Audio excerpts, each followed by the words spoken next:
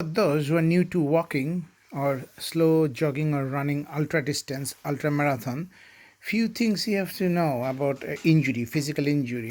I had an IT band. So IT band is a ligament or sort of a fibrous structure which runs the outer side of your leg from your hip to your knee, and it transfers the force of tensor fascia lata, TFL, a muscle over here, into the knee.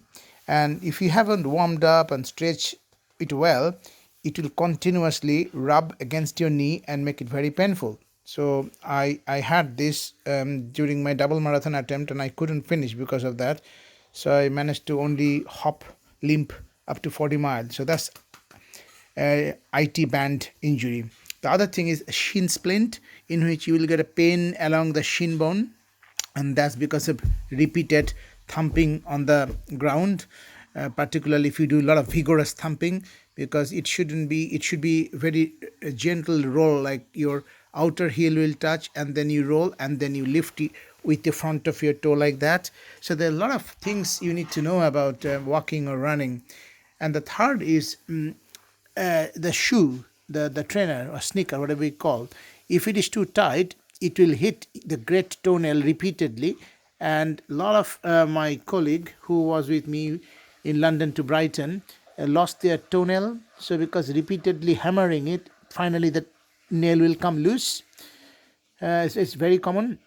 So all you have to do, like every 10 kilometer, you have to tighten your laces here so that the straps are very tight, because after walking 10 kilometer it will be loose, and the moment it becomes loose, the shoe will start to do that.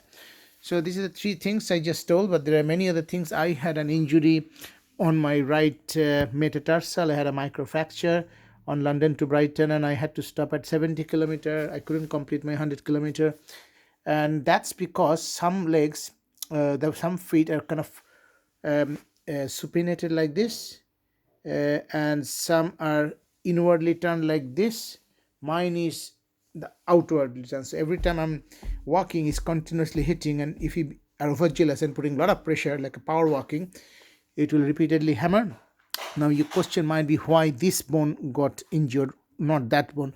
That's because all of us, when we walk or run, we have got a slight asymmetry. Like we use certain muscles on one side more than the other side, which will go only if you know which muscles are weaker and train them specifically. So I'm kind of learning the ropes from the specialist podiatrist Johnny and his colleague Mr. Rutland. I think is Richard Rutland. And you need to know the structure of the arch of foot, and also, so this one is a very good book, The Complete Running and Marathon Guide by DK Publishers, and you can assess your running style, then how to run efficiently, and what are the common mistake here, some stretches that you need to do before running, and some of the injuries I have mentioned about shin splint, pain there,